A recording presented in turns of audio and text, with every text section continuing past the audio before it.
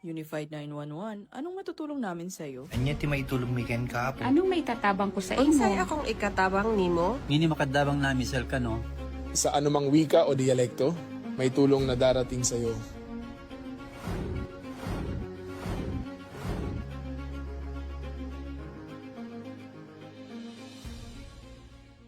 Lilingkod sa bawat Pilipino at magbibigay ng tamang impormasyon para sa tahimik at maayos na Pilipinas. Police News Network, alagad ng batas, tagapagtaguyod ng balitang pulis, sandigan ng mamamayan, patnubay ng katotohanan. La Campo Crame, maghahatid ng pinakahuling kaganapan at nagbabagang balita. Ito ang PNN Police News Network.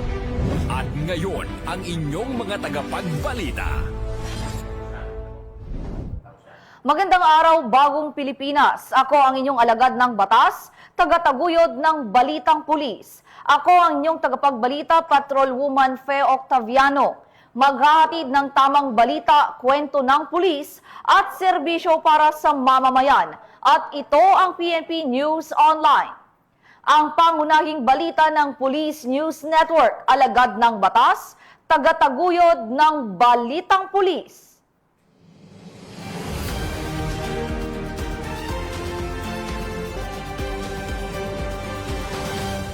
Ngayon ay araw ng linggo at narito ang mga balitang nakalap ng ating PNN correspondents sa loob ng linggong ito.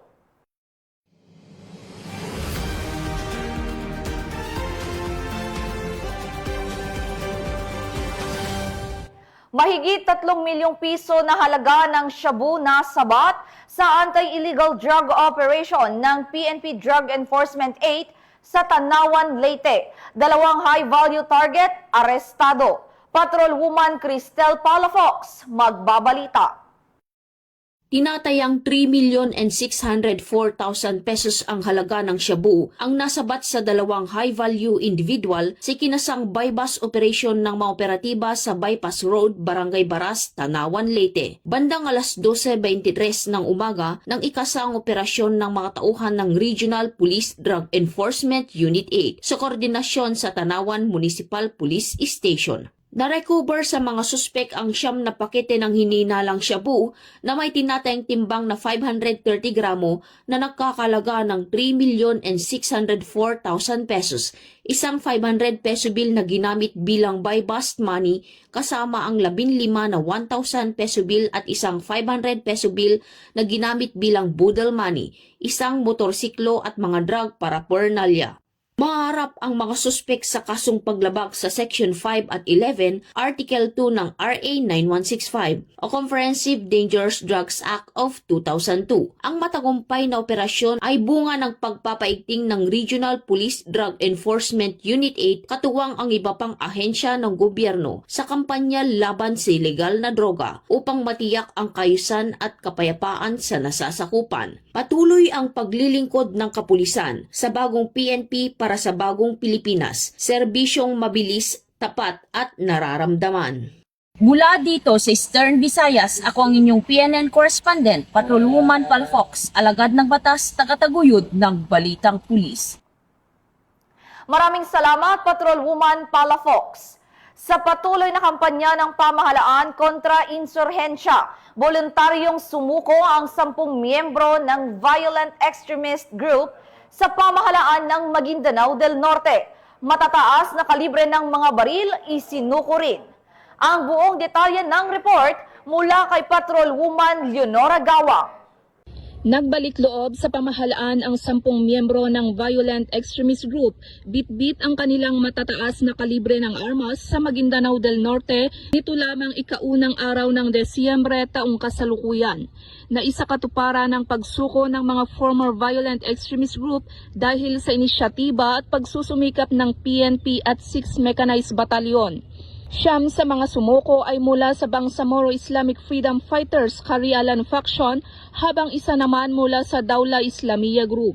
Kasabay ng kanilang pagbalik loob ang pagsuko ng 15 loose firearms sa ilalim ng Small Arms and Light Weapons Management Program.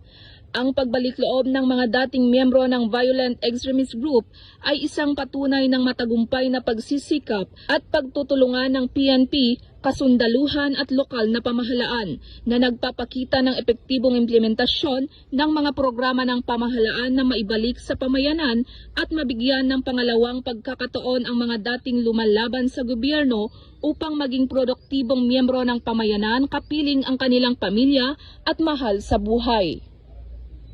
Mula rito sa rehiyon ng Bangsamoro, ako ang inyong Police News Network Correspondent, Patrolwoman Leonora Gawang, alagad ng batas, tagataguyod ng Balitang Pulis. Maraming salamat, Patrolwoman Gawang. Matapos ang isang matagumpay na buy-bust operation, arestado ang isang high-value target sa operasyon ng Cebu City PNP. Mahigit 400,000 piso na halaga ng shabu, kumpiskado. Magbabalita dyan si Patrolwoman Annalyn Canoog.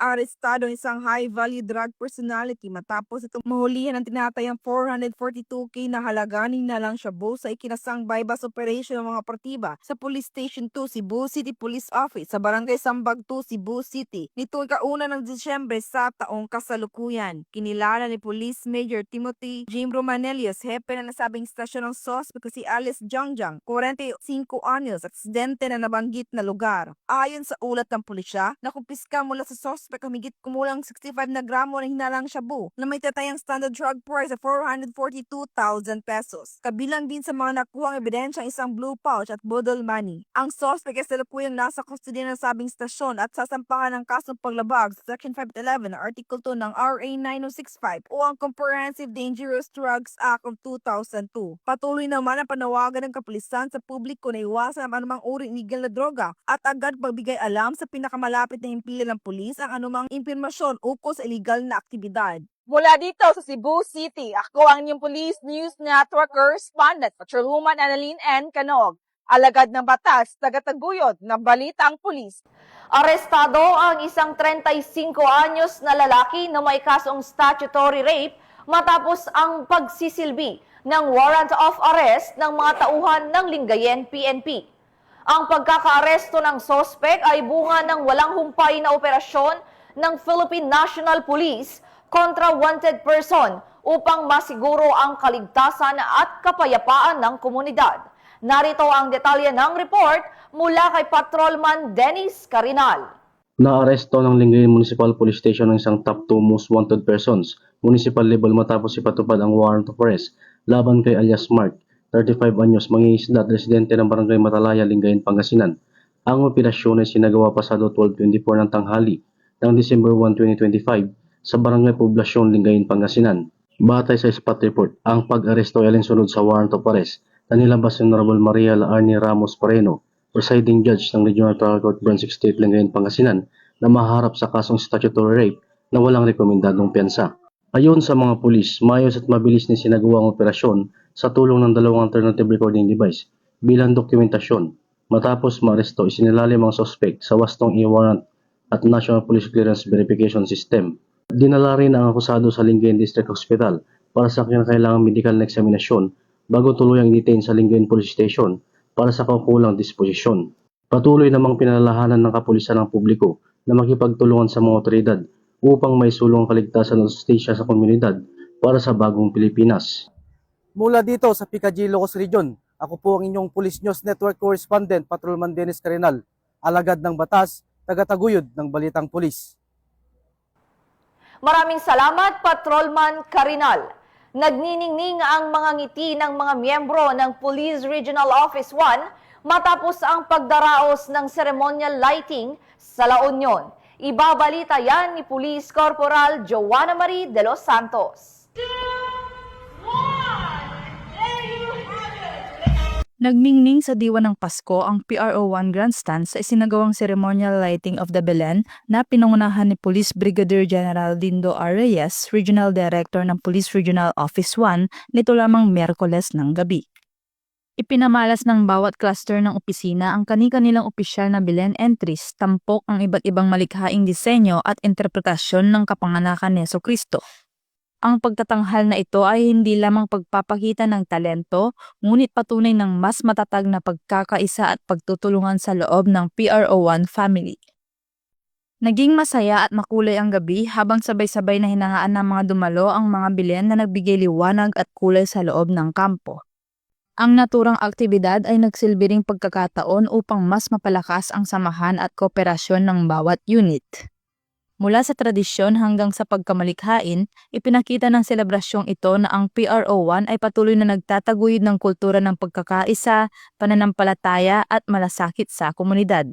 Habang papalapit ang Kapaskuhan, ang liwanag ng Belen ay magsisilbing inspirasyon sa kanilang patuloy na tapat, makatao at malasakit na paglilingkod sa mamamayan. Mula dito sa Ilocos Region, ako ang inyong PNN correspondent, Police Corporal Joanna Maria de los Santos, alagad ng batas, tagataguyod ng Balitang Pulis.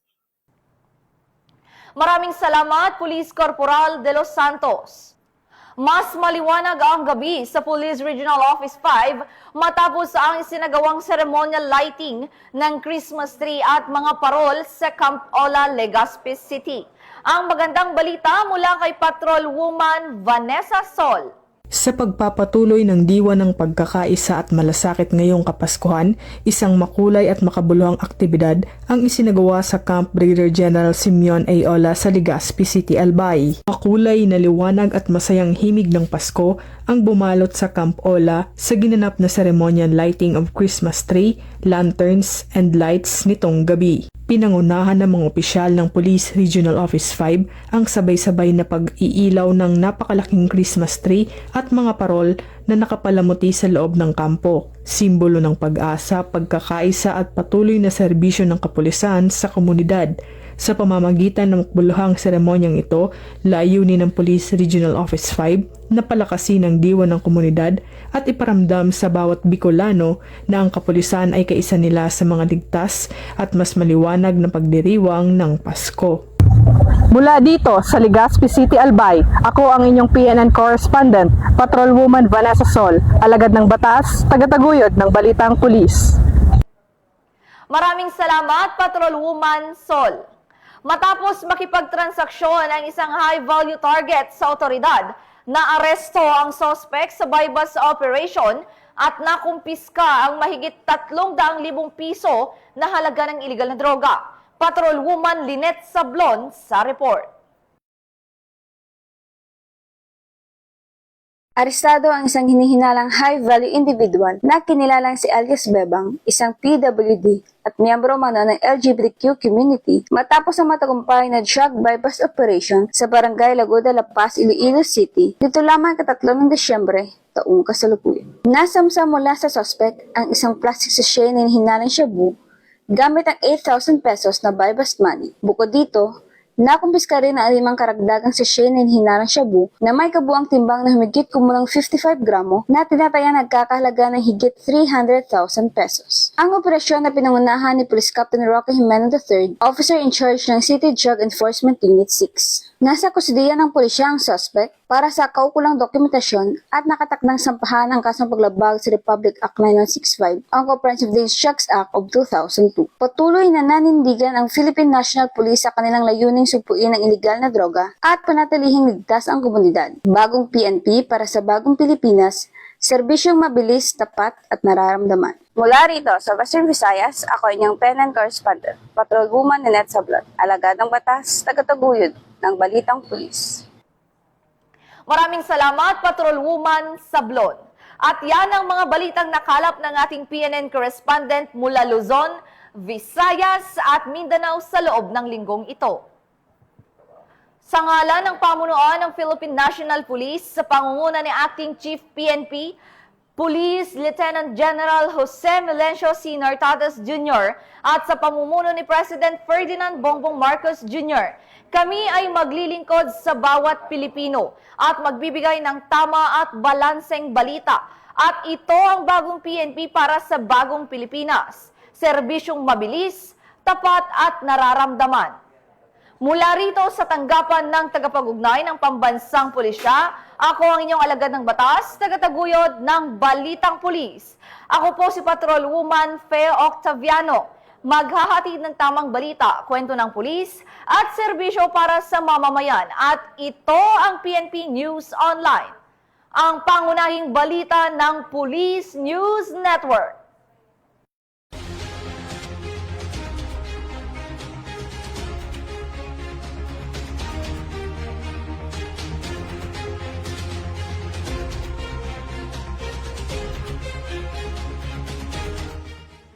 Police News Network, alagad ng batas, tagapagtaguyod ng balitang pulis.